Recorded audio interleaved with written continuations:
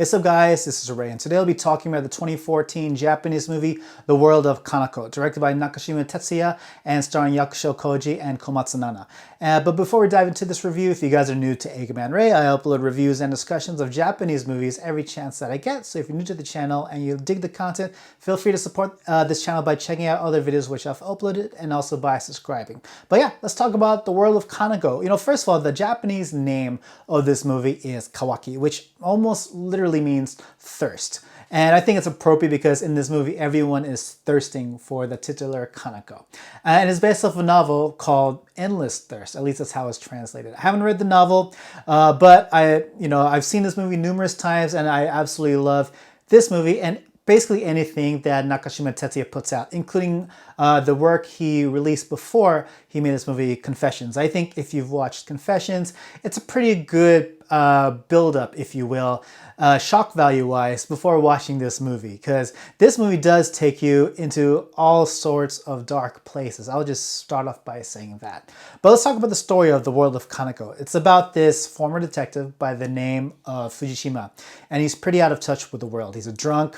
He's an asshole. He hasn't spoken to his family really, neither his wife or his daughter. But then one day he gets notified by his wife that their daughter goes missing. And in in Fujishima's memory, Kanako, his daughter, is a model student. She's a good girl, daddy's girl, at least that's what he remembers of Kanako. So he uses his detective skills to try to find the whereabouts of Kanako. But he realizes the more he dives into this search, the more he searches for Kanako, the more he realizes there's a lot of her that he doesn't know about. But yes, more or less, that's how the story starts. There's a lot more, as usual, that goes on with the story, but I try not to mention too many things that could ruin the story for you guys. But let's talk about the positives of The World of Kanako. First of all, one thing I love about Nakashima Tetsuya is his really, how would you say it? His really hyper speed editing. Like his editing is always high octane. If you want another good example, check out the horror movie he released a couple years ago, It Comes. That was just nonstop, kinetic. It felt nonstop. And I feel like The World of Kanako is probably his most kinetic feeling movie that I have seen, or at least that I can remember. Like this movie just doesn't stop. It just, from minute one, the pacing of it just propels you. And one thing I really dig about Nakashima's work, when it comes to what he mixes in with this hyper editing, is his use of just his superb timing with slow motion. Like when he really wants an effect to come out, he knows exactly when to slow it down and really make you feel what's going on. And then he knows when to speed up again. And the way he just expertly controls the tempo, that's something I always look forward to in Nakashima work. And not only that, but I really dig the color palettes that he tends to use in his movies. And this is no exception. You go into, the story of The World of Kanako, it gets pretty damn dark. And the way the colors accentuate the dark mood, like you go into just different parts of, I guess, underworlds, if you want to say, because the more you dive deep into Kanako's past, the more into the underworld that you go into, the more it's kind of like Alice in Wonderland, I feel. You just go down the rabbit hole. And it's funny because Kanako, you see her reading, or at least mentioning Alice in Wonderland. I think it reflects the story perfectly well, because Fujishima, the detective, he just goes down the rabbit hole and then he just keeps going, because there's all sorts of chaos, all sorts of mess that he finds out and that he gets himself into. Yeah, the colors, you get like lots of vibrant shades of like red and even just neon colors, especially there's some moments where you have some characters in the club scene.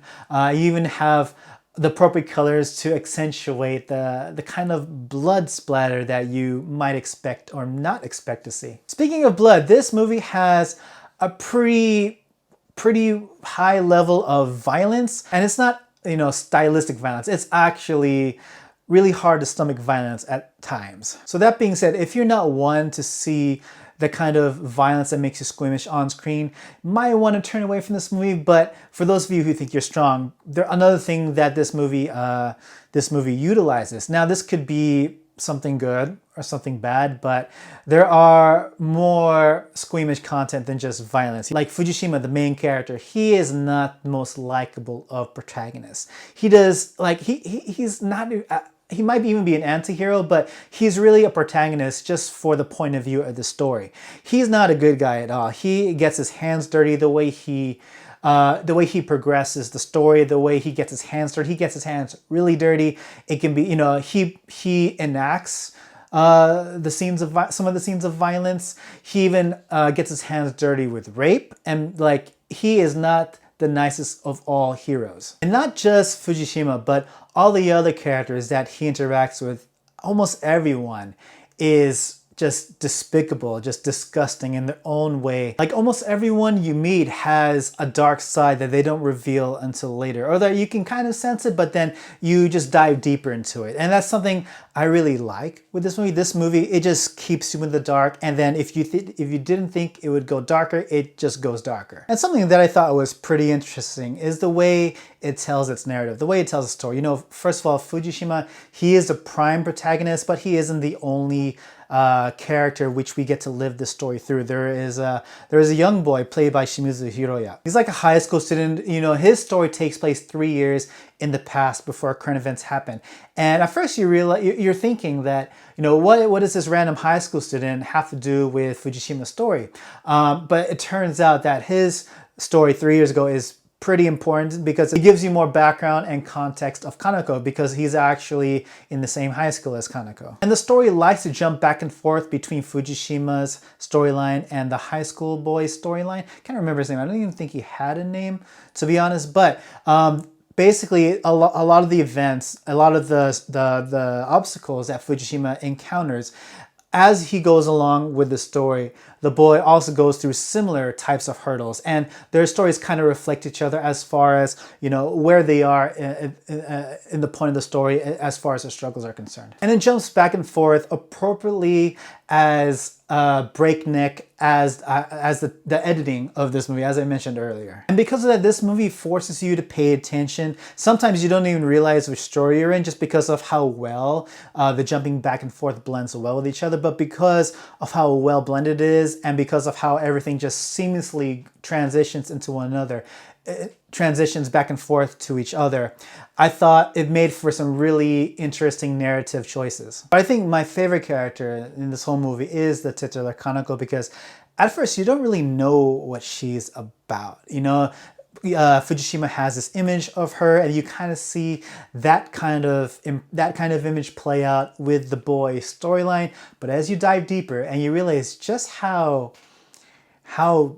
interesting, I'll just say it that way, interesting she is. I think you can kind of understand why the Japanese name of this movie is called Thirst, because she is pretty deadly and she is pretty interesting. The way Komatsu Nana delivers this type of performance too, I think it actually goes well with the kind of, how do you say it, the natural image, the natural look that Komatsu Nana has. There are plenty other interesting characters in this story. I especially like Tsumabuki Satoshi's character, who plays the kind of junior to Yakushoji's Fujishima. And the way his character is, the way his persona is, he's always smiling, he's always kind of condescending, talking down on everyone. He always has some, like a lollipop in his mouth, and he's always in a good mood. But that just, obviously there's a lot of stuff behind that smile. He's that kind of character. And just the way he speaks, you don't know what's behind that smile. And he's an interesting character. Another interesting character I thought was Odagiri Joe's character, who plays a hitman or serial killer, I forgot exactly what, of sorts. And he was pretty damn cool too. I wish they expanded more on his story. That being said, let me talk about the negatives of the World of Kanako. First of all, Odagiri Joe's character, he was only in it for a small amount of time, as with some of the other characters here, but he's one of the characters I really wish they expanded the story of, because his confrontation, his build-up and confrontation with Fujishima was a lot of fun. And another thing, I mentioned that I liked the hyper quick editing of this movie, but something that wasn't feeling, which was a result of that editing, was a lot of the violent camera work, the shaky cam. There was a lot of times when the camera just like, it just didn't know when to stop. Like it just kept going and just kept shaking. And I understand it's supposed to make you immersed in the situation, but sometimes it got a little too hectic. But overall, what do I have to say about the World of Kanako? You know, I absolutely love this movie. I love any and all of Nakashima Tetsuya's work, this one included. However, a word of warning, this movie isn't for the faint of heart, as I mentioned earlier. The main character and basically all the characters that you meet are not good. There's no really good character in the story as far as their actions, as far as what happens to them. You know, this movie features many scenes of violence, even scenes related to pedophilia, to rape. It just goes into all that sort of dark territory. So if you're not a fan for that kind of realm of storytelling, this movie may not be for you. But if you feel like diving to somewhere deep, into a deep dark place, then by all means, please check out this movie. And this movie definitely sets itself apart from other dark thrillers because of its presentation. Like throughout the movie, different parts, you almost feel like, you know, I don't know how else to describe it. It almost feels like a Tarantino kind of movie with its presentation, with its music, with kind of its energy, like almost rock star energy.